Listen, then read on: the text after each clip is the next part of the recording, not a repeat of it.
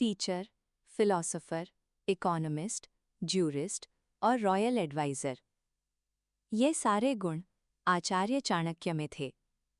और वही चाणक्य थे जिनके रहते सिकंदर ने पूरी दुनिया तो जीत ली, लेकिन भारत में आचार्य चाणक्य और चंद्रगुप्त की वजह से वो कभी जीत नहीं सका। आचार्य चाणक्य किसी भी व्यक्ति का चेहरा देखकर ये पता लगा लेते थे कि वो क्या सोच रहा है। आचार्य चाणक्य ने अपनी जीवन यात्रा में कई महत्वपूर्ण पुस्तकें लिखीं, जिनमें सबसे प्रसिद्ध पुस्तक है चाणक्य नीति। ये किताब हर उस व्यक्ति के लिए पढ़ना बहुत ज़रूरी है जो अपनी लाइफ में कुछ बड़ा करना चाहता है, क्योंकि चाणक्य ने अपनी लाइफ में बहुत बड़े बड़े कार्य किए और इस दौरान उन्होंने जो भी सीखा उसे चाणक्य नीति में लिखा। इसलिए किसी भी व्यक्ति के लिए जो सफल होना चाहता है, ये किताब पढ़ना बहुत ही ज़्यादा ज़रूरी है। और क्योंकि आजकल लोगों के पास पुस्तकें पढ़ने का समय नहीं होता, इसलिए हम चाणक्य नीति को ऑडियो बुक फॉर्म में आपके सामने प्रस्तुत कर रहे हैं। तो सुनिए और सीखिए। चाणक्य नीति, अध्याय 1। तीनों लोकों के स्वामी सर्वशक्तिमान भगवान विष्णु को नमन करते हुए मैं राज्य के लिए नीति के सिद्धांत कहता हूँ। अनेक शास्त्रों का आधार लेकर मैं ये ज्ञान प्रस्तुत कर रहा हूँ। जो व्यक्ति शास्त्रों के सूत्रों का अभ्यास करके ज्ञान ग्रहण करेगा, उसे अत्यंत वैभवशाली कर्तव्य के सिद्धांत ज्ञात होंगे। उसे इस बात का पता चलेगा कि किन बातों का अनुसरण करना चाहिए और किन का नहीं। उसे अच्छाई और बुराई का भी ज्ञान होगा और सर्वोत्तम मार्ग का भी बोध होगा। इसलिए लोगों का भला करने के लिए मैं उन बातों को कहूँगा जिनसे लोग सभी चीज़ों को सही परिप्रेक्ष्य में देख सकें। एक पंडित भी घर में कष्ट में आ जाता है यदि वो किसी मूर्ख को उपदेश देता है, यदि वो एक दुष्ट पत्नी का पालन पोषण करता है या किसी दुखी व्यक्ति के साथ अत्यंत घनिष्ठ संबंध बना लेता है। दुष्ट पत्नी, झूठा मित्र, बदमाश नौकर और सर्प के साथ निवास करना साक्षात मृत्यु के समान है।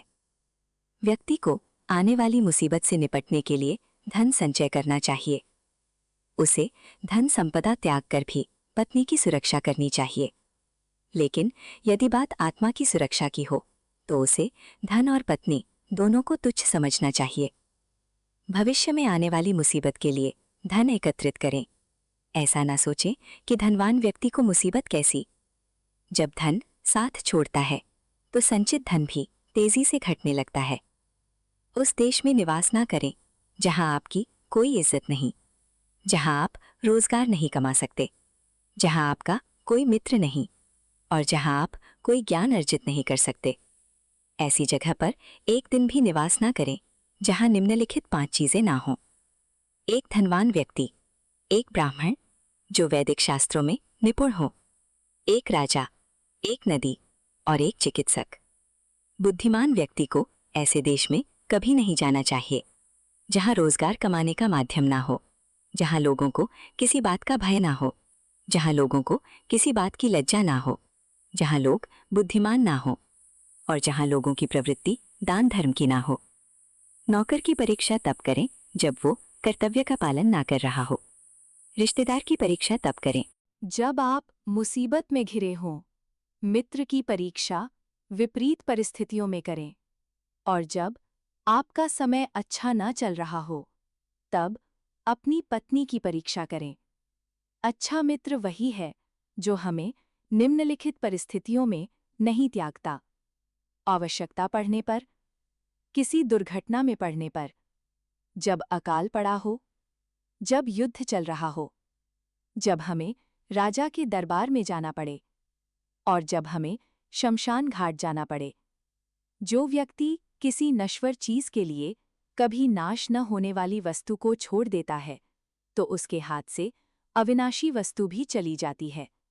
और इसमें कोई संदेह नहीं कि नाशवान वस्तु को भी वो खो देता है। एक बुद्धिमान व्यक्ति को किसी इज्जतदार घर की अविवाहित कन्या से विवाह करना चाहिए, भले ही वो अत्यंत सुंदर ना हो। उसे किसी घर की केवल अत्यंत सुंदर स्त्री से विवाह नहीं करना चाहिए। शादी विवाह हमेशा बराबरी के घरों में उचित होता है। इन 4 पर कभी विश्वास न करें। नदियां, जिन व्यक्तियों के पास शस्त्र हों, नाखून और सींग वाले पशु और राजघरानों के लोग। अगर हो सके तो विष से भी अमृत निकाल लें। यदि सोना गंदगी में पड़ा हो तो उसे उठाएं, धोएं और स्वीकार करें। उसी प्रकार निम्न कुल में जन्म लेने वालों से भी सर्वोत्तम ज्ञान ग्रहण करें। यदि कोई बदनाम घर की कन्या भी महान गुणों से संपन्न है और आपको कोई सीख देती है तो उसे ग्रहण करें। महिलाओं में पुरुषों की अपेक्षा भूख 2 गुनी, लज्जा 4 गुनी और कामना 8 गुनी होती है। चाणक्य नीति अध्याय 2। भोजन के योग्य पदार्थ और भोजन करने की क्षमता, पर्याप्त धनराशि तथा दान देने की भावना। ऐसे संयोगों का होना किसी साधारण तप का फल नहीं है। उस व्यक्ति ने धरती पर ही स्वर्ग को पा लिया जिसका पुत्र आज्ञाकारी है, जिसकी पत्नी उसकी इच्छा के अनुरूप व्यवहार करती है, जिसे अपने धन पर संतोष है। पुत्र वही है जो पिता का कहना मानता हो। पिता वही है जो पुत्र का पालन पोषण करे। मित्र वही है जिस पर आप विश्वास कर सकते हो। और पत्नी वही है जिससे सुख प्राप्त हो।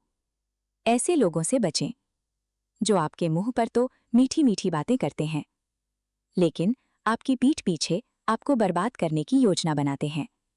ऐसे लोग विष के उस घड़े के समान हैं जिसकी ऊपरी सतह दूध से भरी हो। एक बुरे मित्र पर कभी विश्वास ना करें। एक अच्छे मित्र पर भी अत्यधिक विश्वास ना करें, क्योंकि यदि ऐसे लोग आपसे रुष्ट हो जाएं तो आपके सभी रहस्यों से पर्दा उठा देंगे। मन में सोचे हुए कार्यों को किसी के सामने प्रकट ना करें, बल्कि ध्यानपूर्वक उसकी रक्षा करते हुए उसे कार्य में परिणत करें। मूर्खता दुखदायी है, जवानी भी दुखदायी है, लेकिन इन सबसे कहीं अधिक दुखदायी है किसी दूसरे के घर जाकर उसका एहसान लेना। हर पर्वत पर माणिक्य नहीं होते, हर हाथी के सिर पर मणि नहीं होती, सज्जन पुरुष भी हर जगह नहीं होते, और हर वन में चंदन के वृक्ष भी नहीं होते। बुद्धिमान पिता को अपने पुत्र को शुभ गुणों की शिक्षा देनी चाहिए, क्योंकि नीतिज्ञ और ज्ञानी व्यक्तियों की ही कुल में पूजा होती है। जो माता पिता अपने बच्चों को शिक्षा नहीं देते वे बच्चों के शत्रु के समान हैं, क्योंकि विद्याविहीन बालक विद्वानों की सभा में वैसे ही तिरस्कृत किए जाते हैं जैसे हंसों की सभा में बगुला। अत्यधिक लाड़ प्यार से बच्चों में गलत आदतें ढलती हैं। उन्हें कड़ी शिक्षा देने से अच्छी आदतें सीखते हैं। इसलिए बच्चों को जरूरत पड़ने पर अनुशासित करें। ऐसा एक भी दिन नहीं जाना चाहिए जब आपने एक अक्षर भी न सीखा हो, ध्यान, अभ्यास या कोई पवित्र कार्य न किया हो। पत्नी का वियोग होना, अपने ही लोगों से बेइज्जत होना, बचा हुआ ऋण, दुष्ट राजा की सेवा करना, गरीबी और दुष्ट लोगों की सभा, ये 6 बातें शरीर को बिना अग्नि के ही जला देती हैं। नदी के किनारे वाले वृक्ष, दूसरे व्यक्तियों के घर में रहने वाली स्त्री और बिना मंत्रियों का राजा, ये सब निश्चित ही शीघ्र नष्ट हो जाते हैं। वेश्या निर्धन व्यक्ति को त्याग देती है, प्रजा पराजित राजा को त्याग देती है, पक्षी फल रहित वृक्ष को त्याग देते हैं, और अतिथि भोजन करने के पश्चात मेजबान के घर से चले जाते हैं। ब्राह्मण दक्षिणा मिलने के बाद अपने यजमान को छोड़ देते हैं। विद्वान विद्या प्राप्ति के बाद गुरु को छोड़ देते हैं, और पशु जले हुए वन को त्याग देते हैं। जो व्यक्ति दुराचारी, कुदृष्टि वाले और बुरे स्थान पर रहने वाले मनुष्य के साथ मित्रता करता है वह शीघ्र ही नष्ट हो जाता है। प्रेम और मित्रता बराबर वालों में अच्छी लगती है। राजा की यहाँ नौकरी करने वाले को ही सम्मान मिलता है। व्यवसायों में वाणिज्य सबसे अच्छा है, और उत्तम गुणों वाली स्त्री अपने घर में सुरक्षित रहती है। चाणक्य नीति अध्याय 3। इस दुनिया में ऐसा किसका घर है जिस पर कोई कलंक नहीं? वह कौन है जो रोग और दुख से मुक्त है? सुख सदा किसको रहता है? मनुष्य के कुल की ख्याति उसके आचरण से होती है। मनुष्य के बोलचाल से उसके देश की ख्याति बढ़ती है। मान सम्मान उसके प्रेम को बढ़ाता है और उसके शरीर का गठन उसके भोजन से बढ़ता है। लड़की का विवाह अच्छे खानदान में करना चाहिए। पुत्र को अच्छी शिक्षा देनी चाहिए। शत्रु को आपत्ति और संकट में डालना चाहिए और मित्र को धर्म कर्म में लगाना चाहिए। एक दुर्जन और सर्प में अंतर है। सर्प केवल तब डसेगा जब उसकी जान को खतरा हो, लेकिन दुर्जन पग पग पर हानि पहुंचाने की कोशिश करेगा। राजा लोग अपने आसपास अच्छे कुल के लोगों को इसलिए रखते हैं क्योंकि ऐसे लोग न आरंभ में, न बीच में और न ही अंत में साथ छोड़कर जाते हैं। जब प्रलय का समय आता है तो समुद्र भी अपनी मर्यादा छोड़कर किनारों को तोड़ देता है, लेकिन सज्जन पुरुष प्रलय के समान भयंकर आपत्ति में भी अपनी मर्यादा नहीं बदलते। मूर्ख के साथ मित्रता नहीं रखनी चाहिए, उन्हें त्याग देना ही उचित है, क्योंकि वे दो पैरों वाले पशु के समान हैं जो अपने कठोर वचनों से वैसे ही हृदय को छलनी करते हैं जैसे अदृश्य कांटा शरीर में घुसकर पीड़ा देता है। रूप और यौवन से संपन्न तथा कुलीन परिवार में जन्म लेने पर भी विद्या विहीन पुरुष पलाश के फूल के समान है जो सुंदर तो है लेकिन सुगंध रहित है। कोयल की सुंदरता उसके स्वर में है। एक स्त्री की सुंदरता उसके परिवार के प्रति समर्पण में है। एक सुंदर पुरुष की सुंदरता उसके ज्ञान में है और एक तपस्वी की सुंदरता उसकी क्षमाशीलता में है। कुल की रक्षा के लिए एक सदस्य का बलिदान दें। गांव की रक्षा के लिए एक कुल का बलिदान दें। देश की रक्षा के लिए एक गांव का बलिदान दें और आत्मा की रक्षा के लिए देश का भी बलिदान दें। जो उद्यमशील है वह गरीब नहीं हो सकता। जो हर समय भगवान को याद करता है उसे पाप छू भी नहीं सकता। जो मौन रहता है वह झगड़ों में नहीं पड़ता। जो जागृत रहता है वह निर्भय होता है। अत्यधिक सुंदरता के कारण सीता हरण हुआ।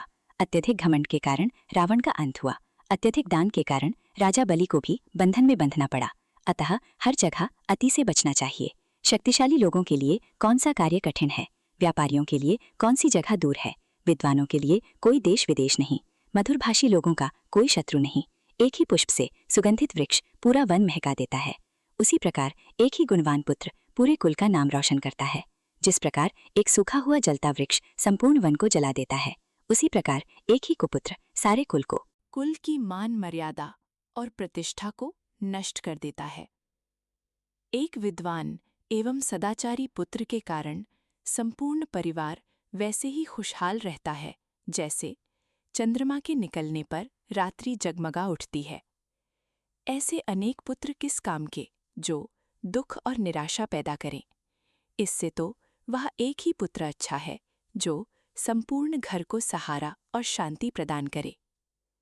5 साल तक पुत्र को लाड प्यार से पालना चाहिए। 10 साल तक उसे अनुशासन में रखना चाहिए, लेकिन जब वह 15 साल का हो जाए तो उससे मित्र के समान व्यवहार करें। वह व्यक्ति सुरक्षित रह सकता है जो नीचे दी गई परिस्थितियों के उत्पन्न होने पर भाग जाए। नंबर 1 आक्रमण, नंबर 2 भयंकर अकाल, नंबर 3 दुष्ट व्यक्ति का संग। जो व्यक्ति निम्नलिखित बातें अर्जित नहीं करता वह बार बार जन्म लेकर मरता है। नंबर 1 धर्म, नंबर 2 अर्थ, नंबर 3 काम, नंबर 4 मोक्ष।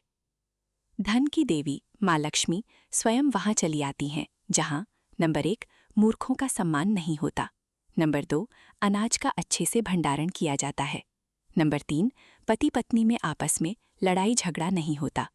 चाणक्य नीति अध्याय 4। निम्नलिखित बातें माता के गर्भ में ही निश्चित हो जाती हैं।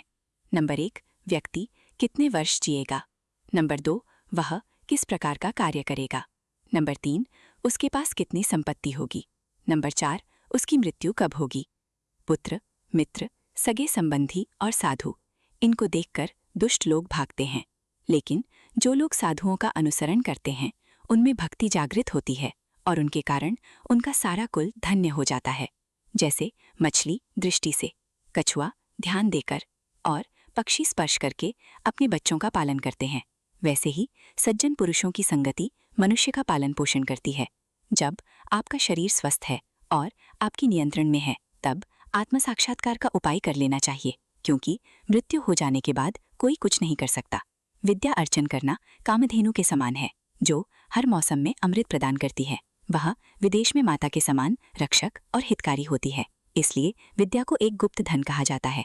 सैकड़ों गुणहीन पुत्रों से अच्छा एक गुणी पुत्र है, क्योंकि एक चंद्रमा ही रात्रि के अंधकार को दूर करता है, जबकि असंख्य तारे भी यह काम नहीं कर पाते।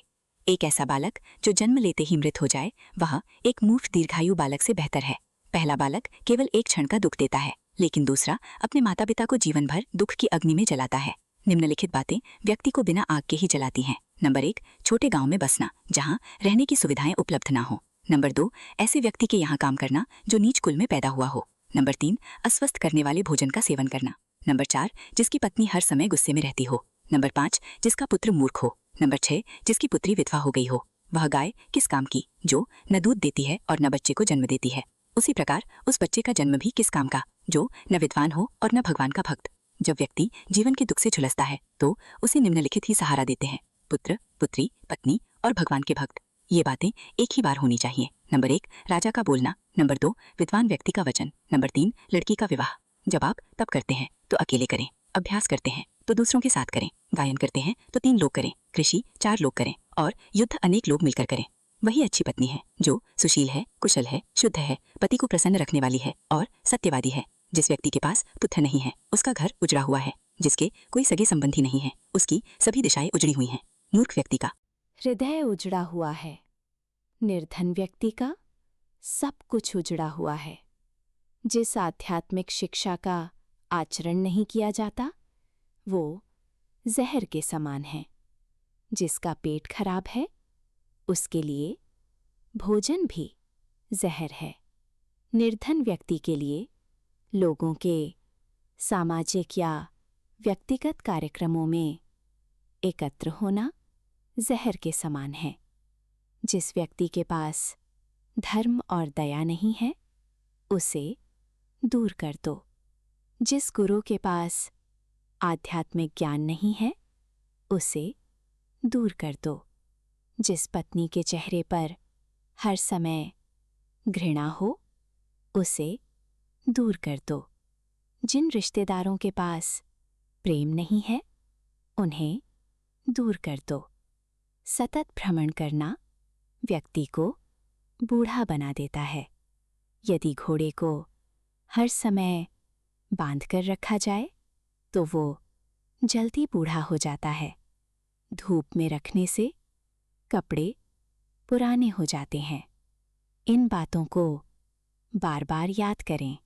सही समय, सही मित्र, सही ठिकाना, पैसे कमाने के सही साधन और खर्च करने के सही तरीके, यही जीवन की बुद्धिमानी है। द्विज अग्नि में भगवान को देखते हैं। भक्तों के हृदय में परमात्मा का वास होता है। जो अल्प बुद्धि वाले लोग होते हैं, वे मूर्ति में भगवान को देखते हैं, लेकिन जो व्यापक दृष्टि वाले लोग होते हैं, वे जानते हैं कि भगवान सर्वत्र हैं। चाणक्य नीति अध्याय 5। ब्राह्मणों को अग्नि की पूजा करनी चाहिए। दूसरे लोगों को ब्राह्मणों की पूजा करनी चाहिए। पत्नी को पति की पूजा करनी चाहिए। और दोपहर के भोजन के समय आने वाले अतिथि की सभी को पूजा करनी चाहिए। सोने की परख उसे घिसकर, काटकर, गर्म करके और पीटकर की जाती है। उसी प्रकार व्यक्ति की परीक्षा भी इससे होती है। वो कितना त्याग करता है, उसका आचरण कैसा है, उसमें कौन कौन से गुण हैं और उसका व्यवहार कैसा है। यदि आप पर मुसीबत नहीं आई है, तो उससे सावधान रहें। लेकिन यदि मुसीबत आ जाए, तो किसी भी प्रकार उससे छुटकारा पाने का प्रयास करें। अनेक व्यक्ति जो एक ही गर्भ में पैदा हुए हैं, एक ही नक्षत्र में जन्मे हैं, वे भी एक जैसे नहीं होते। जैसे बेर के पेड़ के सभी पेड़ एक जैसे नहीं होते। वो व्यक्ति जिसके हाथ स्वच्छ कार्यों में लगते हैं, वो गलत कार्य नहीं करता। जिसने अपनी कामनाओं को समाप्त कर दिया है, वो शारीरिक श्रृंगार में रुचि नहीं रखता।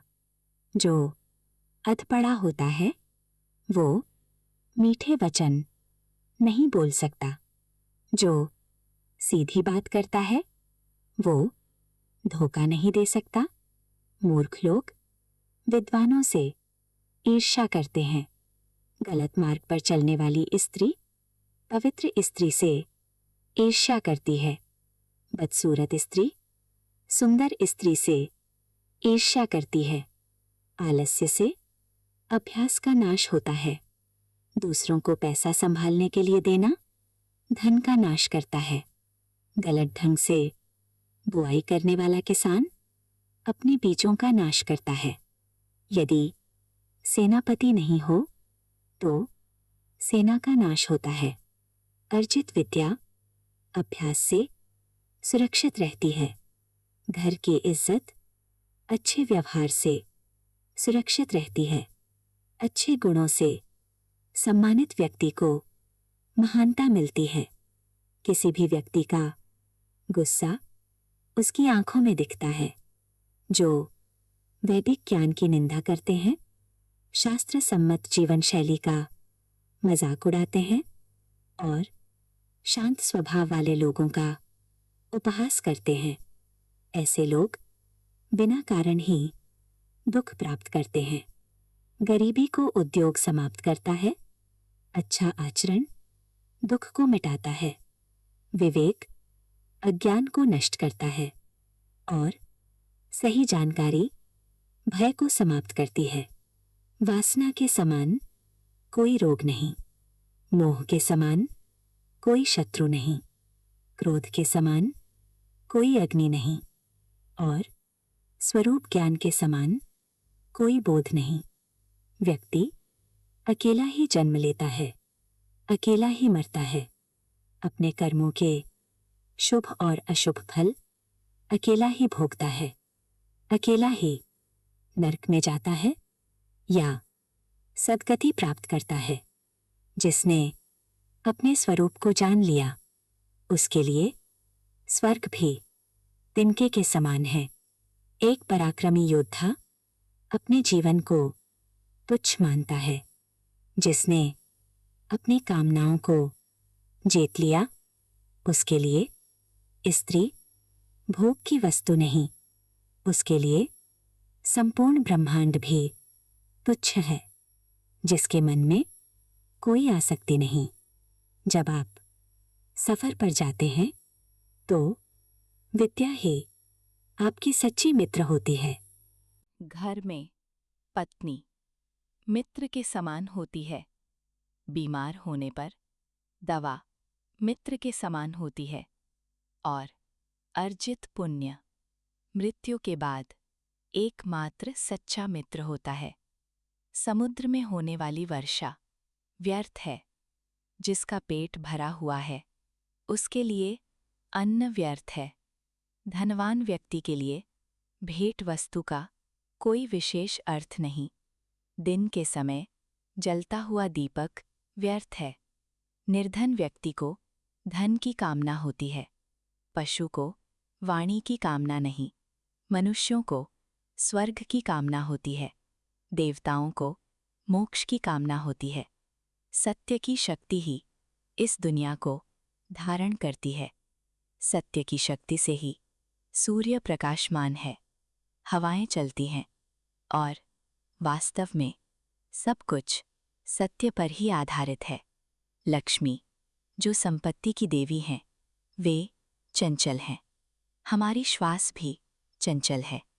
हम कितना जिएंगे इसका कोई ठिकाना नहीं। हम कहाँ रहेंगे ये भी निश्चित नहीं। यदि यहाँ कुछ निश्चित है तो केवल ये कि हमने कितना पुण्य अर्जित किया है। आदमियों में नाई सबसे दूर तक देखता है, पक्षियों में कौवा सबसे दूर तक देखता है, प्राणियों में लोमड़ी सबसे दूर तक देखती है और स्त्रियों में लंपट स्त्री सबसे दूर तक सोचती है। ये सब आपके पिता के समान हैं। नंबर 1, जिसने आपको जन्म दिया। नंबर 2, जिसने आपका यज्ञोपवीत संस्कार किया। नंबर 3, जिसने आपको शिक्षा दी। नंबर 4, जिसने आपको भोजन दिया। नंबर 5, जिसने आपको भय या विपत्ति से बचाया। इन सबको अपने पिता के समान माने। इन सबको अपनी माताओं के समान समझें। नंबर 1, राजा की पत्नी। नंबर 2, गुरु की पत्नी। नंबर 3, मित्र की पत्नी। नंबर 4, पत्नी की माता। नंबर 5, आपकी अपनी माता। चाणक्य नीति अध्याय 6। श्रवण करने से धर्म का ज्ञान होता है, दुर्भावनाएं दूर होती हैं, ज्ञान की प्राप्ति होती है और माया की आसक्ति से मुक्ति मिलती है। पक्षियों में कौवा नीच है, पशुओं में कुत्ता नीच है। जो तपस्वी पाप करता है वह घृणित है, लेकिन जो दूसरों की निंदा करता है वह सबसे बड़ा चांडाल है। राख से घिसने पर पीतल चमकता है, तांबा इमली से साफ होता है, स्त्रियां संयम से सुशोभित होती हैं और नदी बहती रहे तो स्वच्छ रहती है। राजा, ब्राह्मण और तपस्वी योगी जब दूसरे देश जाते हैं तो आदर पाते हैं, लेकिन यदि स्त्री भटक जाती है तो वह बर्बाद हो जाती है। धनवान व्यक्ति के कई मित्र होते हैं, उसके कई संबंधी भी होते हैं। धनवान को ही आदमी कहा जाता है और पैसे वाले को ही पंडित कहकर सम्मान दिया जाता है। सर्वशक्तिमान अपनी इच्छा से ही बुद्धि प्रदान करता है, वही कर्मों को नियंत्रित करता है। उसी की इच्छा से आसपास मदद करने वाले लोग आते हैं। काल सभी जीवों को परिपक्वता प्रदान करता है, वही सभी जीवों का संहार भी करता है। वह जागता रहता है जब सब सो जाते हैं। काल को कोई जीत नहीं सकता। जो जन्म से अंधे हैं वे देख नहीं सकते, उसी प्रकार जो वासना के अधीन हैं वे भी सत्य को नहीं देख सकते। अहंकारी व्यक्ति को कभी ऐसा नहीं लगता कि वह कुछ बुरा कर रहा है, और जो लोग धन के पीछे भागते हैं उन्हें अपने कर्मों में कोई पाप दिखाई नहीं देता। जीवात्मा अपने कर्मों के मार्ग से आगे बढ़ती है और अपने अच्छे बुरे कर्मों के फल स्वयं भोगती है। अपने ही कर्मों से वह संसार में बंधती है और अपने ही कर्मों से बंधन से मुक्त होती है। राजा को उसके नागरिकों के पाप लगते हैं, राजा के यहाँ काम करने वाले पुजारी को राजा के पाप लगते हैं, पति को पत्नी के पाप लगते हैं और गुरु को अपने शिष्यों के पाप लगते हैं।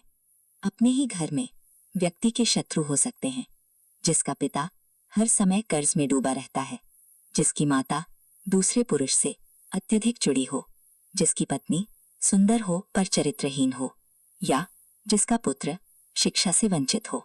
ऐसे जीवन में शांति नहीं रहती। एक लालची व्यक्ति को भेंट देकर संतुष्ट किया जा सकता है, एक कठोर व्यक्ति को हाथ जोड़कर शांत किया जा सकता है, एक मूर्ख को सम्मान देकर संतुष्ट किया जा सकता है और एक विद्वान व्यक्ति को सत्य बोलकर प्रसन्न किया जा सकता है। एक बेकार राज्य का राजा होने से बेहतर है कि व्यक्ति किसी राज्य का राजा ही ना हो। एक पापी का मित्र होने से बेहतर है कि व्यक्ति बिना मित्र के रहे। एक मूर्ख का गुरु होने से बेहतर है कि व्यक्ति बिना शिष्य के रहे। एक बुरी पत्नी होने से बेहतर है कि व्यक्ति बिना पत्नी के रहे। एक बेकार राज्य के लोग सुखी कैसे हो सकते हैं? एक पापी से शांति की प्राप्ति कैसे हो सकती है? एक बुरी पत्नी के साथ घर में कौन सा सुख प्राप्त हो सकता है? एक नालायक शिष्य को शिक्षा देकर कैसी सिद्धि प्राप्त होगी? शेर से एक बात सीखो, बगुले से 1, मुर्गे से 4, कौवे से 5, कुत्ते से 6 और गधे से 3 बातें सीखो। शेर से एक महान बात सीखो कि आप जो भी करना चाहते हो उसे पूरी शक्ति से और जबरदस्त प्रयास के साथ करो। बुद्धिमान व्यक्ति अपनी इंद्रियों को बगुले की तरह वश में रखता है और अपने लक्ष्य को जगह, समय और योग्यता का पूरा ध्यान रखते हुए पूर्ण करता है। मुर्गे से ये 4 बातें सीखो। नंबर 1, सही समय पर उठो। नंबर 2, निडर बनो और संघर्ष करो। नंबर 3, संपत्ति का रिश्तेदारों में उचित बंटवारा करो। नंबर 4, अपने भोजन की व्यवस्था स्वयं करो। कौवे से ये 5 बातें सीखो। नंबर 1, सतर्कता। नंबर 2, उपयोगी वस्तुओं का संचय करो। नंबर 3, हर दिशा में दृष्टि रखो। नंबर 4, दूसरों पर आसानी से विश्वास मत करो। नंबर 5, सावधानी से जीवन जियो। कुत्ते से ये बातें सीखो। बहुत भूख हो फिर भी यदि भोजन कम मिले तो भी संतोष करो। सतर्क रहो, गहरी नींद में भी चौकन्ने रहो। स्वामी के प्रति निष्ठावान रहो और निडर रहो। गधे से ये 3 बातें सीखो। नंबर 1, थकान के बाद भी काम करते रहो। नंबर 2, सर्दी गर्मी की चिंता मत करो। नंबर 3, सदा संतुष्ट रहो। जो व्यक्ति इन 20 गुणों पर अमल करता है वह जो भी करता है सफल होता है। चाणक्य नीति अध्याय 7। एक बुद्धिमान व्यक्ति को निम्नलिखित बातें किसी को नहीं बतानी चाहिए। नंबर 1, उसकी दौलत कितनी नष्ट हो चुकी है। नंबर 2, उसे कितना क्रोध आया है। नंबर 3, उसकी पत्नी ने क्या गलत व्यवहार किया। नंबर 4, लोगों ने उसे कौन कौन सी गालियां दी। नंबर 5, वह किस प्रकार अपमानित हुआ। जो व्यक्ति आर्थिक व्यवहार में, ज्ञान अर्जन में, भोजन करने में और काम धंधा करने में शर्माता नहीं वह सुखी हो जाता है। जो सुख और शांति ज्ञान प्राप्त करने से मिलती है वह अनुभव लोभी लोगों को कभी नहीं होता। वे धन के लोभ में सदैव भटकते रहते हैं। व्यक्ति को 3 चीजों में संतुष्ट रहना चाहिए। नंबर 1, अपनी पत्नी। नंबर 2, वह भोजन जो विधाता ने प्रदान किया है। नंबर 3, वह धन जो ईमानदारी से प्राप्त हुआ है। लेकिन 3 चीजों में कभी संतुष्ट नहीं होना चाहिए। नंबर 1, अभ्यास। नंबर 2, भगवान का स्मरण। नंबर 3, परोपकार। इनके मध्य कभी भी अनुचित हस्तक्षेप न करें। ब्राह्मण और उसके यज्ञ की अग्नि, पति, पत्नी और बच्चा, स्वामी और उसका सेवक, इन संबंधों की मर्यादा बनाए रखें। अपने पैर कभी भी इनसे न छूने दें। नंबर 1, अग्नि। नंबर 2, आध्यात्मिक गुरु। नंबर 3, ब्राह्मण। नंबर 4, गाय। नंबर 5, एक कुमारी कन्या। नंबर 6, आपसे आयु में बड़ा व्यक्ति। हाथी से 1000 गज की दूरी रखें, घोड़े से 100 गज, सींग वाले जानवर से 10 गज। लेकिन दुष्ट व्यक्ति जहाँ हो उस स्थान को ही छोड़ देना चाहिए। हाथी को अंकुश से नियंत्रित करें, घोड़े को लगाम से, बदमाश को तलवार से। ब्राह्मण अच्छे भोजन से तृप्त होते हैं, मोर मेघ गर्जना से, साधु दूसरों की समृद्धि देखकर और दुष्ट दूसरों की विपत्ति देखकर प्रसन्न होते हैं। एक शक्तिशाली व्यक्ति से उसकी बात मानकर समझौता करें, एक दुष्ट व्यक्ति का दृढ़ता से प्रतिकार करें और जिनकी शक्ति आपके बराबर हो उनसे विनम्रता या आवश्यक कठोरता के साथ व्यवहार करें। एक राजा की शक्ति उसकी शक्तिशाली भुजाओं में है, एक ब्राह्मण की शक्ति उसके आत्मज्ञान में है, एक स्त्री की शक्ति उसकी सुंदरता, तरुणाई और मधुर वचनों में है। अपने व्यवहार में बहुत अधिक सीधे मत बनो, क्योंकि यदि तुम वन में जाकर देखो तो पाओगे कि जो पेड़ सीधे होते हैं उन्हें सबसे पहले काट लिया जाता है और जो टेढ़े होते हैं वे आज भी खड़े रहते हैं। वहीं रहते हैं जहां पानी होता है। पानी सूख जाने पर वे उस स्थान को छोड़ देते हैं। आप किसी व्यक्ति को ऐसा व्यवहार करने की अनुमति मत दें कि वो आपके पास आता रहे और जाता रहे। संचित धन खर्च करने से बढ़ता है, उसी प्रकार जैसे तालाब का जल। यदि पुराना जल बाहर निकाल दिया जाए तो नया जल आता है और जल शुद्ध बना रहता है। वो व्यक्ति जिसके पास धन है उसके पास मित्र भी होते हैं और संबंधी भी। वही इस दुनिया में स्थिर रह पाता है और उसी को सम्मान मिलता है। स्वर्ग में निवास करने वाले देवताओं में और धरती पर रहने वाले श्रेष्ठ मनुष्यों में कुछ समान गुण होते हैं। नंबर 1, परोपकार। नंबर 2, मधुर वचन। नंबर 3, भगवान की आराधना। नंबर 4, ब्राह्मणों की आवश्यकताओं की पूर्ति। नर्क में रहने वाले और दुष्ट लोगों में भी कुछ समानताएं होती हैं। नंबर 1, अत्यधिक क्रोध। नंबर 2, कठोर वचन। नंबर 3, अपने ही संबंधियों से शत्रुता। नंबर 4, नीच लोगों से मित्रता। नंबर 5, दुष्ट लोगों की सेवा। यदि आप शेर की गुफा में जाते हैं तो आपको हाथी के मस्तक का मणि मिल सकता है, लेकिन यदि आप लोमड़ी के स्थान पर जाते हैं तो बछड़े की पूंछ या गधे की हड्डी के अलावा कुछ नहीं मिलेगा। कुत्ते की पूंछ बेकार है। वो ना अपनी इज्जत ढकती है और ना ही मक्खियों को भगाने के काम आती है। यदि आप दिव्यता चाहते हैं तो आपकी वाणी, मन और इंद्रियां शुद्ध होनी चाहिए। उसी प्रकार आपके हृदय में करुणा भी होनी चाहिए। जिस प्रकार फूल में सुगंध होती है, तिल में तेल होता है, लकड़ी में अग्नि होती है, दूध में घी होता है, गन्ने में गुड़ होता है, उसी प्रकार यदि आप ध्यान से देखें तो हर व्यक्ति में परमात्मा का वास है। चाणक्य नीति अध्याय 8। निम्न वर्ग के लोग दौलत चाहते हैं, मध्यम वर्ग के लोग दौलत और सम्मान दोनों चाहते हैं, लेकिन उच्च वर्ग के लोग केवल सम्मान चाहते हैं, क्योंकि सम्मान ही उच्च लोगों की वास्तविक संपत्ति है। दीपक अंधकार को दूर करता है, इसलिए उससे काला धुआं निकलता है। उसी प्रकार जैसा अन्न आप खाते हैं वैसे ही विचार आपके मन में उत्पन्न होते हैं। विद्वान पुरुष अपनी संपत्ति केवल योग्य पात्र को दें, अयोग्य को कभी नहीं। नदी का जल जो समुद्र से उठकर बादल बनता है, फिर वर्षा के रूप में पृथ्वी पर आता है और सभी जीवों को जीवन देता है, फिर वही जल समुद्र को लौट जाता है। शरीर पर तेल मालिश के बाद, शमशान के धुएं के बाद, संभोग के बाद, दाढ़ी बनाने के बाद जब तक मनुष्य स्नान न कर ले वो शुद्ध नहीं माना जाता। जल औषधि है, जल चेतना देता है। यदि भोजन पच जाने के बाद पानी पिया जाए तो वो अमृत के समान है, लेकिन भोजन के तुरंत बाद पानी पीना विष के समान है। यदि ज्ञान का उपयोग न किया जाए तो वो नष्ट हो जाता है। यदि मनुष्य अज्ञानी हो तो वो स्वयं नष्ट हो जाता है। सेनापति के बिना सेना नष्ट हो जाती है, पति के बिना पत्नी असुरक्षित हो जाती है। वो व्यक्ति अभागा है जो अपने बुढ़ापे में पत्नी की मृत्यु देखता है, और वो भी अभागा है जो अपनी संपत्ति संबंधियों को सौंप देता है और भोजन के लिए दूसरों पर निर्भर हो जाता है। ये बातें व्यर्थ हैं। वेद मंत्रों का उच्चारण करना लेकिन यज्ञ धर्म का पालन न करना, दान देना लेकिन लोगों को तृप्त न करना, पूर्णता भक्ति से आती है और भक्ति ही सभी सफलताओं का मूल है। संयमित मन के समान कोई तप नहीं, संतोष के समान कोई सुख नहीं, लोभ के समान कोई रोग नहीं, दया के समान कोई गुण नहीं। क्रोध साक्षात यम है, तृष्णा नरक की ओर ले जाने वाली वैतरणी है, ज्ञान कामधेनु है और संतोष स्वयं नंदनवन है। नीति की उत्कृष्टता व्यक्ति के सौंदर्य का आभूषण है। उत्तम आचरण से मनुष्य उच्च लोकों को प्राप्त करता है। सफलता विद्या का आभूषण है, उचित विनियोग संपत्ति का गहना है।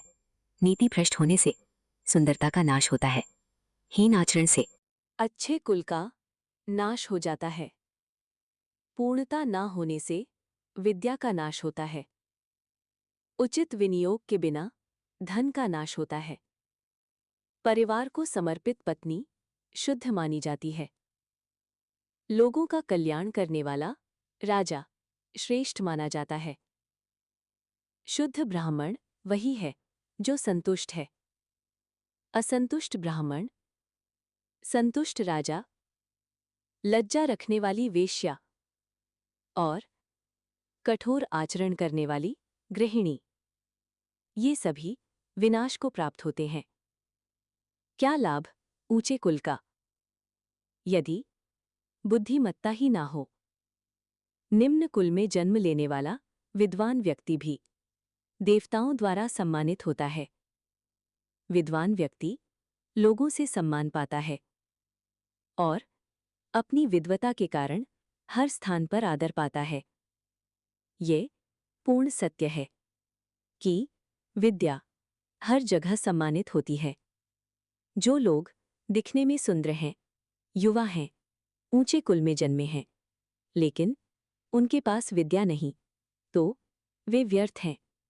वे पलाश के फूल के समान हैं, जो दिखते तो सुंदर हैं, लेकिन सुगंध नहीं देते।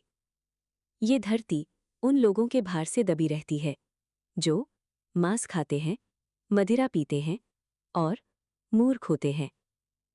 वे मनुष्य होकर भी पशु के समान हैं। उस यज्ञ के समान कोई शत्रु नहीं जिसके बाद लोगों को भोजन ना कराया जाए। ऐसे यज्ञ राज्य को नष्ट कर देते हैं। यदि पुरोहित यज्ञ में मंत्रों का सही उच्चारण ना करे तो यज्ञ उसे नष्ट कर देता है, और यदि यजमान लोगों को दान और भेंट ना दे तो वह भी उसी यज्ञ से नष्ट हो जाता है। चाणक्य नीति अध्याय 9। तात, यदि तुम जन्म और मरण के चक्र से मुक्त होना चाहते हो तो जिन विषयों के पीछे तुम इंद्रियों की संतुष्टि के लिए भागते फिरते हो उन्हें वैसे ही त्याग दो जैसे तुम विष को त्याग देते हो, और इन गुणों का अमृत पियो। तितिक्षा, ईमानदारी, दया, स्वच्छता और सत्य। कमीने लोग जो दूसरों की गुप्त कमियों को उजागर करते फिरते हैं वे उसी प्रकार नष्ट हो जाते हैं जैसे सांप चींटियों के बिल में घुसकर मर जाता है।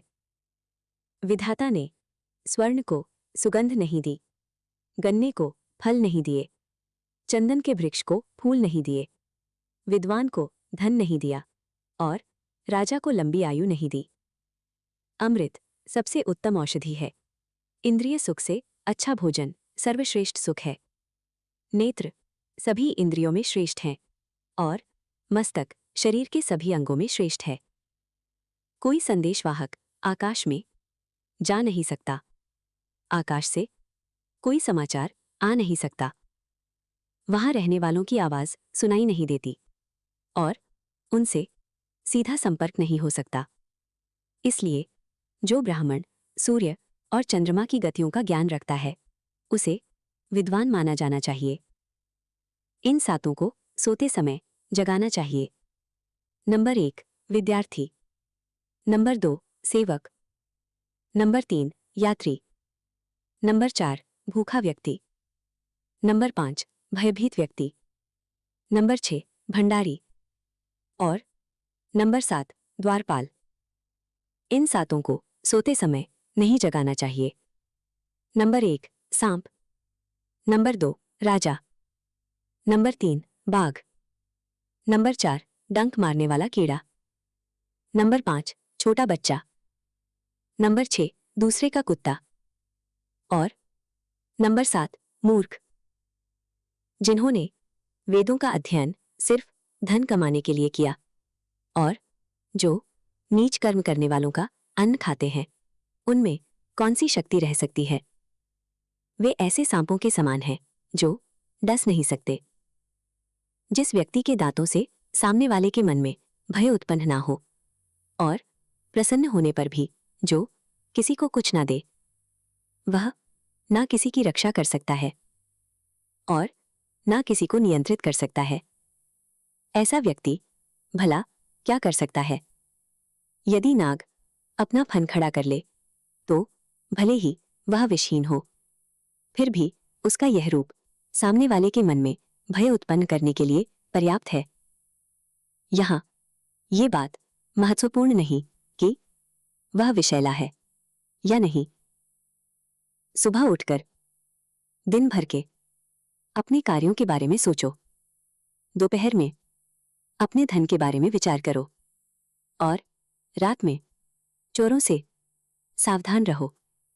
तब तुम्हें इंद्र के समान वैभव प्राप्त होगा। अपने भगवान के लिए माला अपने हाथों से बनाओ, चंदन अपने हाथों से घिसो और अपने हाथों से पवित्र ग्रंथों को लिखें। गरीबी पर धैर्य से विजय प्राप्त करें। पुराने वस्त्रों को स्वच्छ रखें। भोजन को गर्म करके खाएं और अपनी कटुता पर अपने अच्छे व्यवहार से विजय प्राप्त करें। चाणक्य नीति अध्याय 10। जिसके पास धन नहीं है वह वास्तव में गरीब नहीं है यदि उसके पास विद्या है, लेकिन जिसके पास विद्या नहीं है वह सब प्रकार से निर्धन है। हमें अपना हर कदम फूंक फूंक कर रखना चाहिए, हमें छाना हुआ जल पीना चाहिए। हमें वही बातें बोलनी चाहिए जो शास्त्र सम्मत हों, और वही कार्य करना चाहिए जिसके बारे में हम सावधानीपूर्वक विचार कर चुके हों। जिसे अपनी इंद्रियों की तुष्टि चाहिए, वह विद्या अर्जन के विचार छोड़ दे, और जिसे ज्ञान चाहिए, वह इंद्रिय विषयों की लालसा छोड़ दे। जो इंद्रिय विषयों में लगा है, उसे ज्ञान कैसे मिलेगा? और जिसके पास ज्ञान है, वह व्यर्थ की इंद्रिय तृष्णा में कैसे लगा रह सकता है? यह संभव नहीं। ऐसी कौन सी बात है जो कल्पना में भी ना आ सके? ऐसा कौन सा कार्य है जो स्त्री ना कर सके? ऐसी कौन सी बकवास है जो मदिरा पिया हुआ व्यक्ति ना करे? और ऐसी कौन सी वस्तु है जो कौवा ना खाए? नियति भिखारी को राजा बना सकती है, और राजा को भिखारी। भिखारी कंजूस व्यक्ति का शत्रु है।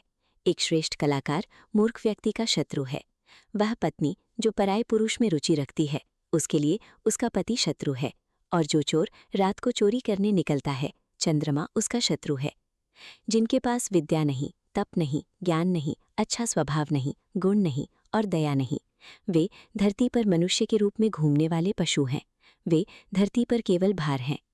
जिनका मस्तिष्क खाली है, अर्थात जो मूर्ख हैं, वे ना तो उपदेश दे सकते हैं और ना ही समझ सकते हैं। चंदन का गुण बांस में नहीं आता। जिसके पास अपनी बुद्धि नहीं, उसे शास्त्र भी क्या लाभ देंगे? एक अंधा व्यक्ति आईने का क्या करेगा? एक दुष्ट व्यक्ति सुधर नहीं सकता। आप कांसे को चाहे जितना साफ करें, वह सोने के बराबर नहीं हो सकता। अपने निकट संबंधियों का अपमान करने से जीवन का नाश होता है। दूसरों का अपमान करने से धन चला जाता है। राजा का अपमान करने से सब कुछ नष्ट हो जाता है, और ब्राह्मण का अपमान करने से कुल का विनाश हो जाता है। ये बेहतर है कि आप जंगल में एक वृक्ष के नीचे रहें, जहाँ बाघ और हाथी रहते हों, फल खाएं, जल पिएं, घास पर सोएं और पुराने वृक्षों की छाल पहनें, लेकिन अपने सगे संबंधियों के बीच निर्धन होकर ना रहें। ब्राह्मण वृक्ष के समान है। उसकी प्रार्थना उसकी जड़ है, वेदों का अध्ययन उसकी शाखाएं हैं, और पुण्य कर्म उसके पत्ते हैं। इसलिए उसे अपनी जड़ अर्थात प्रार्थना को सदैव सुरक्षित रखना चाहिए। यदि जड़ नष्ट हो जाए तो शाखाएं भी नहीं रहेंगी और पत्ते भी नष्ट हो जाएंगे। लक्ष्मी मेरी माता है, भगवान विष्णु मेरे पिता हैं, वैष्णवजन मेरे सगे संबंधी हैं, और तीनों लोग मेरा देश हैं। रात्रि के समय अनेक पक्षी एक ही वृक्ष पर विश्राम करते हैं, लेकिन भोर होते ही वे 10 दिशाओं में उड़ जाते हैं। तो हम क्यों दुख करें यदि हमारे अपने हमें छोड़कर चले जाएं? जिसके पास विद्या है वही वास्तव में शक्तिशाली है। निर्बुद्धि व्यक्ति के पास भला कौन सी शक्ति हो सकती है? एक छोटा सा खरगोश भी अपनी चतुराई से मदमस्त हाथी को तालाब में गिरा सकता है। मैं अपनी जीविका की चिंता क्यों करूं जब मेरा मन तेरे चरणों में लगा है? जिस प्रभु ने माता की छाती में दूध दिया, उसी ने शिशु के पालन का प्रबंध किया। मैं हर समय यही सोचता हूँ कि हे यदुवंशियों के प्रभु, हे लक्ष्मीपति, मेरा पूरा जीवन आपकी चरण सेवा में ही व्यतीत हो। चाणक्य नीति अध्याय 11। उदारता, वचनों में मधुरता, साहस, आचरण में विवेक, ये बातें किसी से सीखी नहीं जाती। ये मनुष्य के स्वभाव में मूल रूप से होनी चाहिए। जो व्यक्ति अपने समाज को छोड़कर दूसरे समाज में जा मिलता है, वह उसी राजा की तरह नष्ट हो जाता है। जो धर्म के मार्ग पर चलता है, वही सच्चा मनुष्य है। हाथी का शरीर कितना विशाल होता है, लेकिन एक छोटे से अंकुश से वो नियंत्रित हो जाता है। एक छोटा सा दीपक घने अंधकार का नाश कर देता है। क्या अंधकार से दीपक बड़ा है? एक कड़कती हुई बिजली विशाल पर्वत को तोड़ देती है। क्या बिजली पर्वत जितनी विशाल है? जिसकी शक्ति प्रभावशाली होती है, उसके लिए आकार का कोई महत्व नहीं।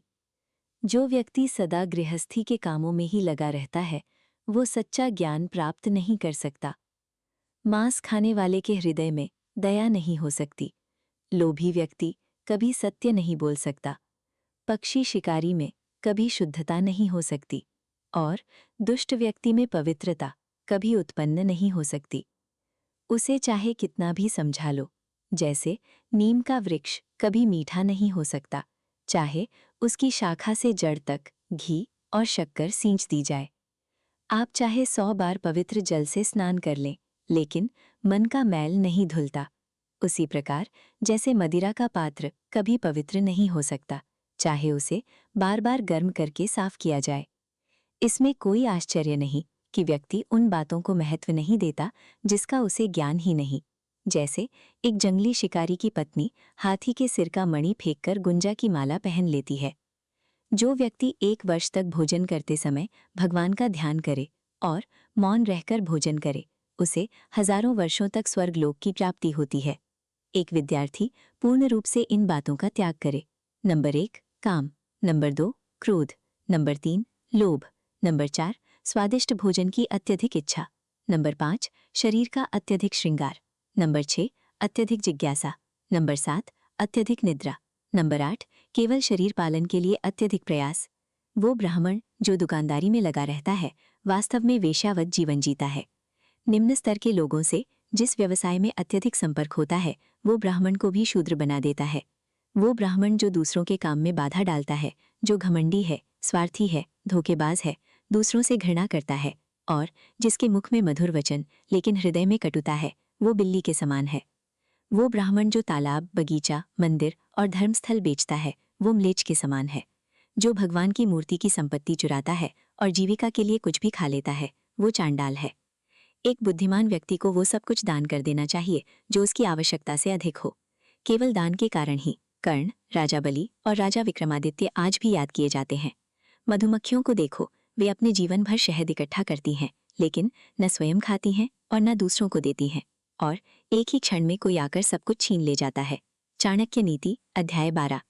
वो घर भगवान की कृपा का पात्र होता है जहाँ पर्याप्त धन हो, जहाँ पति पत्नी में प्रेम हो, जहाँ नौकर आज्ञा का पालन करे, जहाँ अतिथि का सम्मान हो, जहाँ प्रतिदिन भगवान की पूजा की जाती हो, जहाँ स्वादिष्ट और सात्विक भोजन बनता हो, जहाँ भगवान के भक्तों की संगति में आनंद मिलता हो।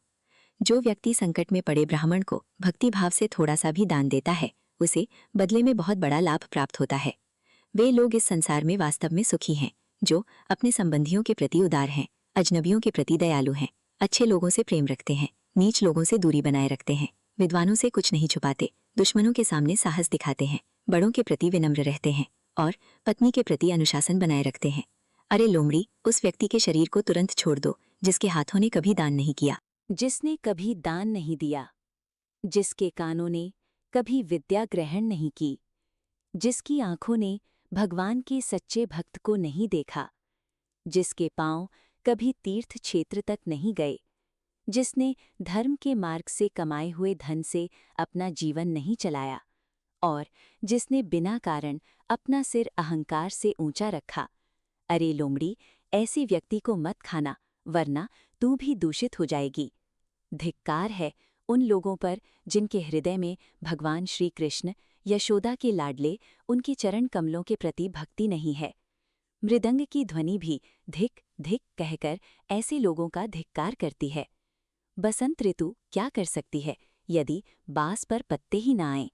सूर्य का क्या दोष यदि उल्लू दिन में देख नहीं सकता? बादलों का क्या दोष यदि वर्षा की बूंदें चातक पक्षी की चोंच में न गिरें? जिसका जो स्वभाव मूल से होता है उसे कौन बदल सकता है? एक दुष्ट व्यक्ति के मन में भी सद्गुणों का उदय हो सकता है यदि उसे भक्तों का सत्संग मिले, लेकिन दुष्टों के संग से भक्त दूषित नहीं होता।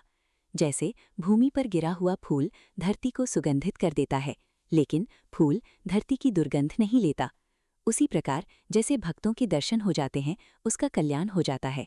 भक्तों में शुद्ध करने की शक्ति होती है। पवित्र तीर्थों में लंबे समय के संपर्क से शुद्धि मिलती है लेकिन भक्त के दर्शन से तुरंत शुद्धि हो जाती है। एक अजनबी ने एक ब्राह्मण से पूछा, बताइए इस नगर में सबसे महान क्या है? ब्राह्मण ने उत्तर दिया, खजूर के वृक्षों का समूह सबसे महान है। अजनबी ने पूछा, यहाँ सबसे दानी कौन है? उत्तर मिला, ये धोबी जो सुबह कपड़े ले जाता है और शाम को वापस लौटा देता है। फिर प्रश्न हुआ, यहाँ सबसे चतुर कौन है? उत्तर मिला, यहाँ हर व्यक्ति दूसरों का धन और पत्नी हरण करने में चतुर है। फिर पूछा गया, आप ऐसी जगह में कैसे रहते हैं?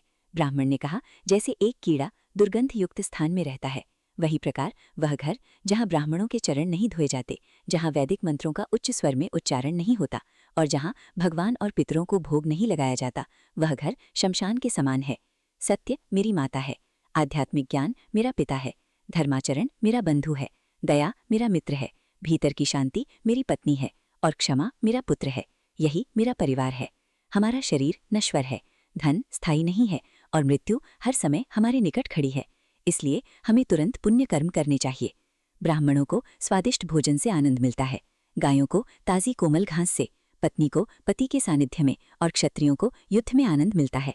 जो दूसरे की पत्नी को अपनी माता समझता है, दूसरे के धन को मिट्टी के समान मानता है और दूसरों के सुख दुख को अपने सुख दुख के समान देखता है, उसी को सही दृष्टि प्राप्त होती है और वही सच्चा विद्वान है।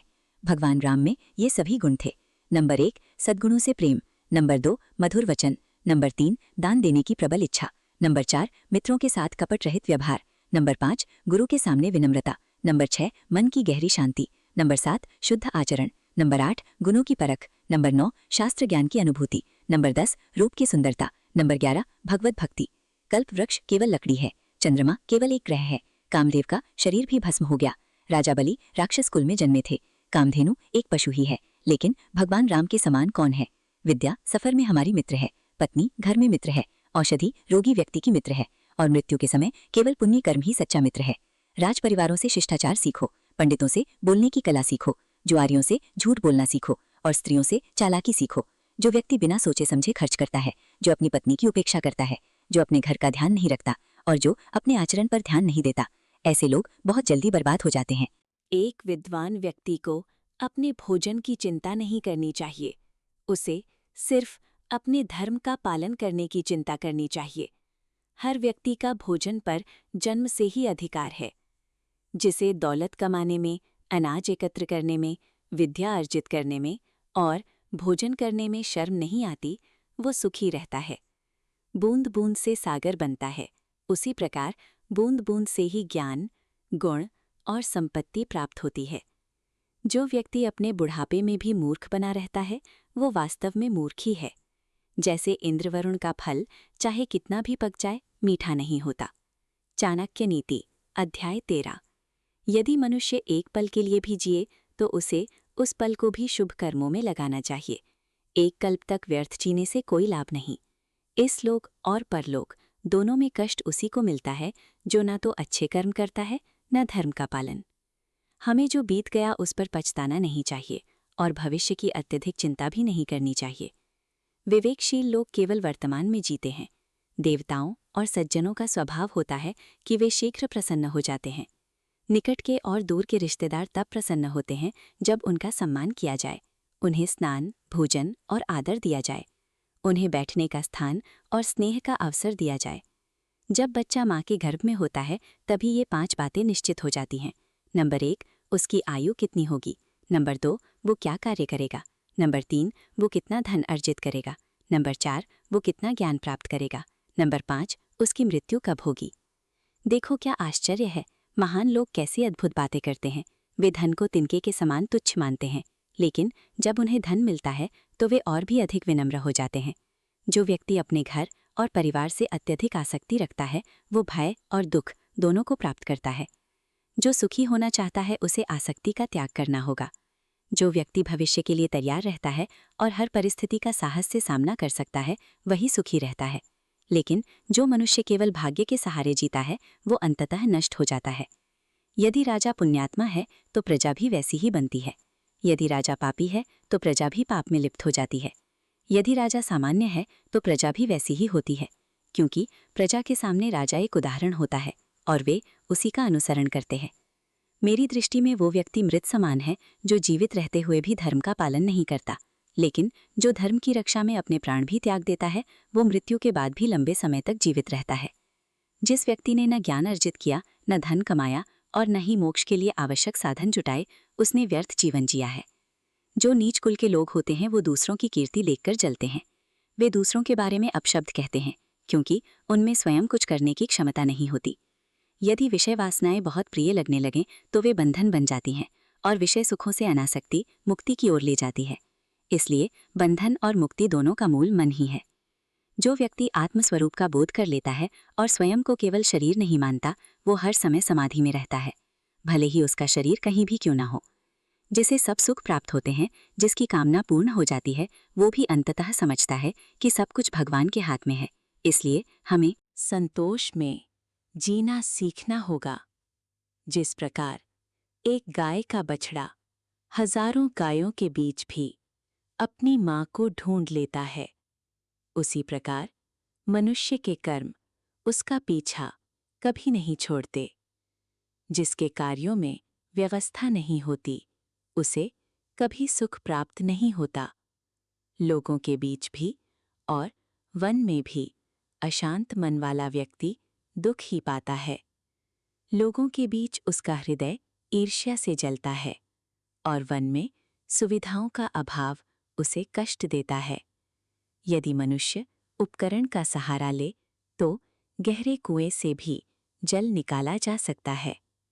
उसी प्रकार यदि विद्यार्थी अपने गुरु की सेवा करे तो गुरु के पास जो ज्ञान रूपी निधि है वह उसे प्राप्त हो सकती है। हमें अपने कर्मों का फल मिलता है। हमारी बुद्धि पर भी पूर्व कर्मों की छाप होती है। इसलिए विद्वान लोग सोच समझकर कर्म करते हैं। जिस व्यक्ति ने आपको आध्यात्मिक ज्ञान का एक अक्षर भी सिखाया हो, उसकी पूजा करनी चाहिए। जब युग का अंत होगा तो पर्वत भी टूट जाएंगे। जब कल्प का अंत होगा तो सातों समुद्रों का जल विचलित हो जाएगा। लेकिन साधु कभी भी अपने आध्यात्मिक मार्ग से विचलित नहीं होगा। इस धरती पर जल और मधुर वचन यही वास्तविक रत्न है। मूर्ख लोग पत्थरों को ही रत्न समझते हैं। चाणक्य नीति अध्याय किए हुए पापों का ही फल है। आप गलत मित्र, गलत पत्नी और खोया हुआ राज्य फिर से पा सकते हैं, लेकिन यदि आप अपना शरीर खो देते हैं तो वह वापस नहीं मिलता। यदि हम एकता में बंध जाएं तो दुश्मन को हरा सकते हैं। जैसे घास के तिनके एक साथ बंधकर भारी वर्षा में भी टिके रहते हैं। पानी पर तेल कमीने व्यक्ति को बताया गया रहस्य, योग्य व्यक्ति को दिया गया दान और बुद्धिमान व्यक्ति को दिया गया शास्त्र ज्ञान, ये सब अपने स्वभाव से तेजी से फैलते हैं। वह व्यक्ति मुक्ति क्यों नहीं पाएगा जो इन परिस्थितियों में अपने मन की स्थिति को स्थिर रखे। जब वह धर्म का उपदेश सुनता है, जब वह शमशान घाट में होता है और जब वह बीमार होता है, वह व्यक्ति पूर्णता क्यों नहीं प्राप्त करेगा जो पश्चाताप के समय जैसा मन रखता है वैसा ही मन अपने कर्म करते समय भी रखे। हमें अभिमान नहीं करना चाहिए जब हम परोपकार करें, आत्मसंयम रखें, पराक्रम दिखाएं, शास्त्र ज्ञान प्राप्त करें, विनम्र रहें और नीतिमत्ता का पालन करें। इन कार्यों में अहंकार का कोई स्थान नहीं, क्योंकि ये संसार दुर्लभ रत्नों से भरा पड़ा है। जो हमारे मन में रहता है वही हमारे सबसे निकट है, भले ही वह वास्तव में हमसे बहुत दूर हो। और जो हमारे पास रहकर भी हमारे मन में नहीं, वह हमसे बहुत दूर है। यदि हम किसी से कुछ प्राप्त करना चाहते हैं तो उससे ऐसे शब्द बोलें जिनसे वह प्रसन्न हो जाए। जैसे एक शिकारी मधुर गीत गाता है जब वह हिरण का शिकार करने जाता है। जो व्यक्ति राजा से, अग्नि से, धर्मगुरु से और स्त्री से अत्यधिक निकटता बढ़ाता है वह विनाश को प्राप्त होता है, और जो व्यक्ति इनसे पूरी तरह दूर रहता है उसे अपने हित का अवसर नहीं मिलता। इसलिए इनसे उचित दूरी बनाए रखते हुए संबंध रखना चाहिए। हमें इनके साथ बहुत सावधानी से व्यवहार करना चाहिए। नंबर 1 अग्नि, नंबर 2 पानी, नंबर 3 स्त्री, नंबर 4 मूर्ख, नंबर 5 सांप, नंबर 6 राज परिवार के सदस्य, क्योंकि इनमें से कोई भी एक क्षण में हमें मृत्यु तक पहुंचा सकता है। वही व्यक्ति वास्तव में जीवित है जो गुणवान है और पुण्यवान है। लेकिन जिसके पास धर्म नहीं और गुण नहीं, उसे क्या शुभकामना दी जा सकती है। यदि आप इस संसार को अपने वश में करना चाहते हैं तो इन 15 बातों को अपने नियंत्रण में रखो। उन्हें इधर उधर भागने मत दो। 5 इंद्रियों के विषय, जो दिखाई देता है, जो स्वाद देता है, जिसका स्पर्श होता है। नंबर 2 कान, नंबर 3 नाक, नंबर 4 ज्ञानेंद्रिय, नंबर 5 गुदा। वही पंडित है जो उसी बात को बोलता है जो समय और प्रसंग के अनुरूप हो, जो अपनी शक्ति के अनुसार दूसरों की प्रेमपूर्वक सेवा करता है और जिसे अपने क्रोध की मर्यादा का ज्ञान हो।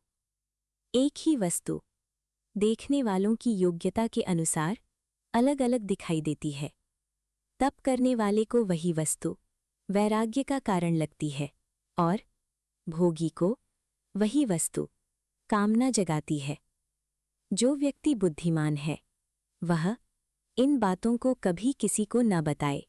वह औषधि जो उसने बनाई है, जो अच्छा कार्य उसने किया है, जो परोपकार उसने किया है, उसके घर के झगड़े, उसकी पत्नी के साथ, उसकी निजी बातें, उसने जो अच्छी तरह न पका भोजन खाया और जो गालियां उसे मिलीं। कोयल तब तक मौन रहती है जब तक वह मधुर गान करने की योग्यता प्राप्त न कर ले और सबको आनंद न पहुंचा सके। हमें इन बातों को प्राप्त भी करना चाहिए और उन्हें सदैव बनाए भी रखना चाहिए। पुण्य कर्मों से मिले आशीर्वाद, धन, अन्न, विद्या और वे श्रेष्ठ शब्द जो हमने अपने आध्यात्मिक गुरु से सुने हैं, दुर्लभ औषधियाँ, यदि हम इन्हें संभालकर नहीं रखते तो जीवन कठिन हो जाता है। कुसंग का त्याग करो और सज्जनों का संग बढ़ाओ। दिन रात सद्गुणों का संचय करो और हमेशा उस पर चिंतन करो जो शाश्वत है, जो नश्वर है, उसे भूल जाओ। चाणक्य नीति अध्याय 15। वह व्यक्ति जिसका हृदय हर प्राणी के प्रति करुणा से पिघलता है, उसे और क्या चाहिए? ज्ञान, मुक्ति, जटा धारण करना या शरीर पर भस्म लगाना? इस संसार में ऐसा कोई खजाना नहीं जो उस गुरु का ऋण चुका सके जिसने आपको ज्ञान का एक अक्षर भी सिखाया हो। कठोर और दुष्ट लोगों से बचने का उपाय है अपने पैरों में जूते पहनो और उन्हें इतना लज्जित करो कि वे तुमसे दूर रहें और अपना सिर ऊंचा न उठा सकें। जो व्यक्ति गंदे वस्त्र पहनता है, जिसके दांत साफ नहीं, जो बहुत अधिक खाता है, जो कठोर वचन बोलता है और सूर्योदय के बाद उठता है, वह चाहे कितना भी बड़ा क्यों ना हो, लक्ष्मी की कृपा से वंचित रह जाएगा। जब मनुष्य निर्धन होता है तो उसके मित्र, पत्नी, नौकर और संबंधी उसे छोड़ देते हैं, लेकिन जब वह फिर से धन प्राप्त कर लेता है तो वे सब वापस लौट आते हैं। इसलिए धन सबसे बड़ा रिश्तेदार माना गया है। अपने परिश्रम से कमाया हुआ धन 10 वर्ष तक टिक सकता है, लेकिन 11वें वर्ष में वह भी समाप्त हो सकता है। एक महान व्यक्ति यदि कोई गलत कार्य करे तो उसे कोई अच्छा नहीं कहता और एक नीच व्यक्ति यदि कोई अच्छा कार्य करे तो भी लोग उस पर संदेह करते हैं। राहु की मृत्यु अमृत पीने से हुई।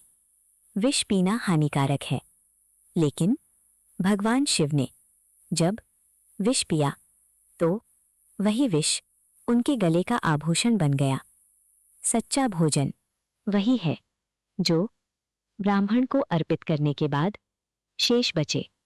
सच्चा प्रेम वही है जो दूसरों को दिया जाए।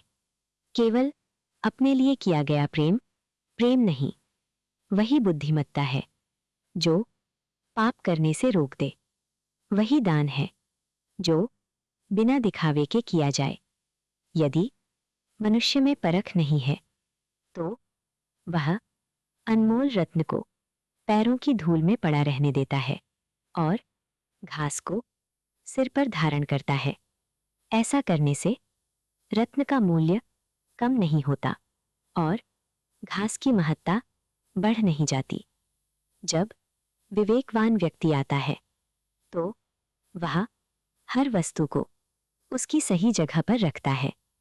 शास्त्रों का ज्ञान अनंत है और जीवन सीमित, इसलिए वही सीखो जो सबसे महत्वपूर्ण है।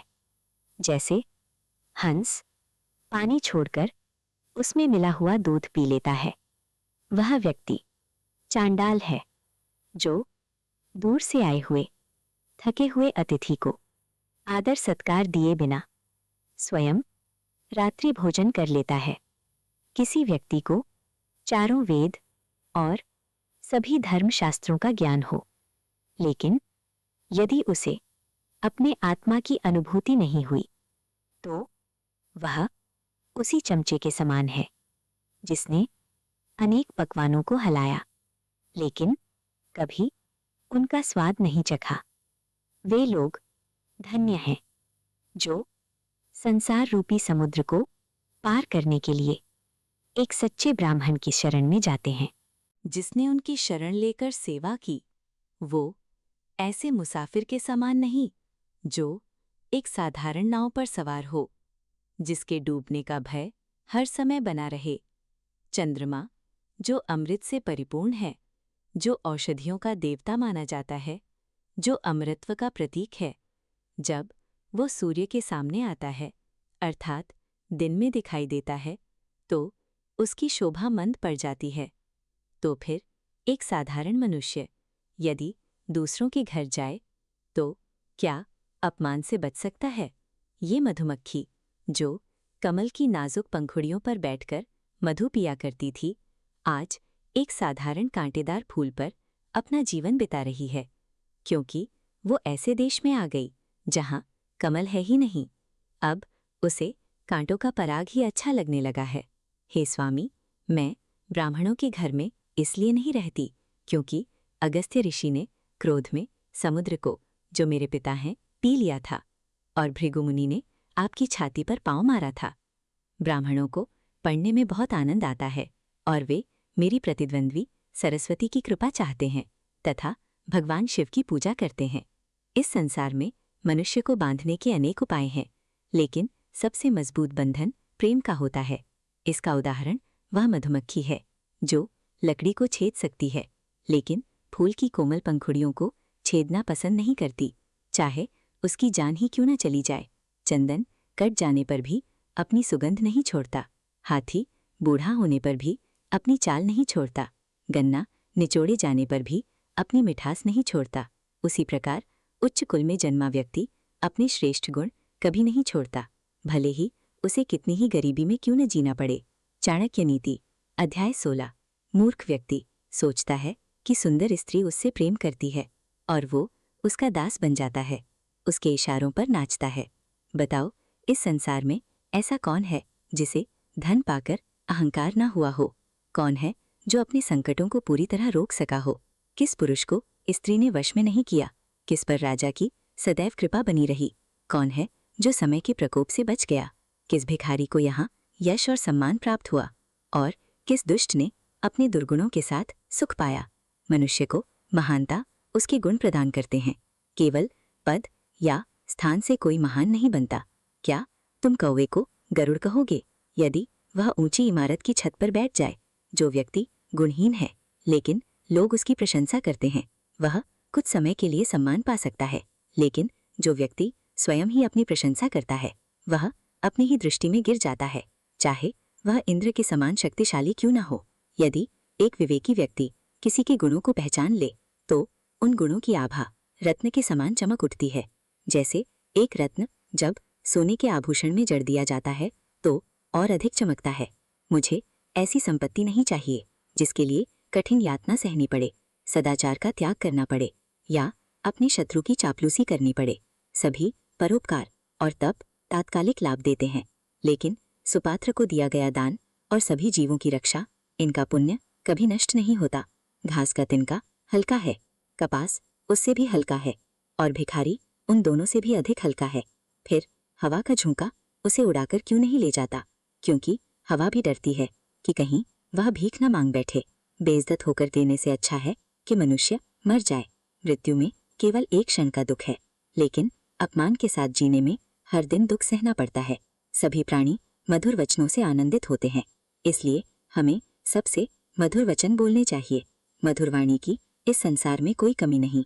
वृक्ष पर दो सबसे मीठे फल लगते हैं, एक मधुर वचन और दूसरा सत्संग। पूर्व जन्मों की अच्छी आदतें जैसे दान, विद्या अर्जन और तप इस जन्म में भी साथ चलती हैं, क्योंकि सभी जन्म एक श्रृंखला से जुड़े हुए हैं जिसका ज्ञान केवल किताबों में सिमट गया और जिसने अपनी दौलत दूसरों के भरोसे छोड़ दी, वह आवश्यक समय पर न ज्ञान का उपयोग कर सकता है और न धन का। चाणक्य नीति अध्याय 17।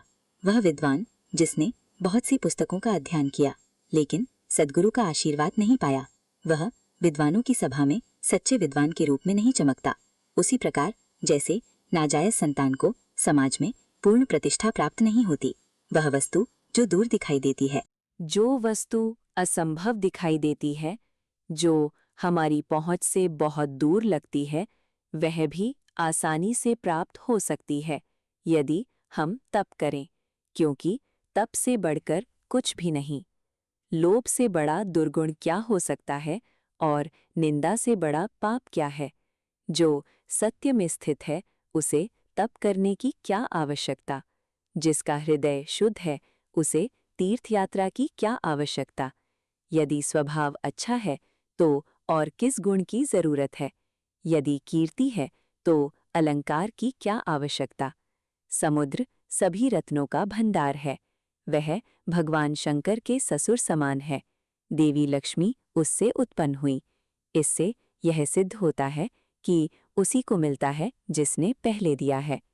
जब मनुष्य में शक्ति नहीं रहती तो वह साधु बन जाता है। जिसके पास धन नहीं होता वह ब्रह्मचारी कहलाता है। रोगी भगवान का भक्त बन जाता है और जब स्त्री बूढ़ी हो जाती है तो पति के प्रति समर्पित हो जाती है। सांप के डंच में विष होता है, कीड़े के मुंह में विष होता है, बिच्छू के डंक में विष होता है, लेकिन दुष्ट व्यक्ति पूरी तरह विष से भरा होता है। जो स्त्री अपने पति की अनुमति के बिना व्रत रखती है और उपवास करती है, वह अपने पति की आयु घटाती है और स्वयं नरक को प्राप्त होती है। स्त्री दान देकर, उपवास रखकर या पवित्र जल पीकर पवित्र नहीं होती, वह पति के चरण धोकर और उस सेवा से पवित्र होती है। शुद्धता गहनों से नहीं, दान से आती है। चंदन के लेप से नहीं, स्नान से निर्मलता आती है। मनुष्य केवल भोजन से नहीं, सम्मान से संतुष्ट होता है। मुक्ति स्वयं को सजाने से नहीं, आध्यात्मिक ज्ञान जगाने से मिलती है। जिस व्यक्ति में सभी प्राणियों के प्रति परोपकार की भावना है, वह सभी संकटों पर विजय पाता है और उसे हर कदम पर संपन्नता प्राप्त होती है। वह इंद्र के राज्य में जाकर क्या सुख भोगेगा? जिसकी पत्नी प्रेमपूर्ण और सदाचारी है, जिसके पास पर्याप्त संपत्ति है, जिसका पुत्र सदाचारी और गुणवान है और जिसे अपने पुत्र से पोते का सुख प्राप्त हुआ है। मनुष्य और पशुओं में खाना, सोना, डरना और संतान उत्पन्न करना समान है। मनुष्य अन्य प्राणियों से श्रेष्ठ है तो केवल विवेक और ज्ञान के कारण। इसलिए जिस मनुष्य में ज्ञान नहीं, वह पशु के समान है। यदि मदमस्त हाथी अपने मस्तक के रस को पीने वाले भंवरों को झटक कर उड़ा देता है तो भंवरों का कुछ नहीं बिगड़ता। वे कमलों से भरे तालाब की ओर खुशी से चले जाते हैं, लेकिन हाथी के माथे का श्रृंगार कम हो जाता है। ये 8 लोग कभी दूसरों का दुख नहीं समझ सकते। नंबर 1 राजा, नंबर 2 वेश्या, नंबर 3 यमराज, नंबर 4 अग्नि, नंबर 6 चोर, नंबर 7 भिखारी और नंबर 8 कर वसूल करने वाला। हे केतकी पुष्प, तुम्हारे पास कांटे हैं, तुम्हारे भीतर कीड़े रहते हैं। तुमसे ऐसा कोई फल नहीं जो खाया जा सके। तुम्हारे पत्ते कांटों से भरे हैं, तुम टेढ़े होकर बढ़ते हो और कीचड़ में रहते हो। कोई तुम्हें आसानी से छू भी नहीं सकता, लेकिन तुम्हारी अतुलनीय सुगंध के कारण तुम सभी को प्रिय हो। इसलिए एक भी अच्छा गुण अनेक बुराइयों पर भारी पड़ जाता है।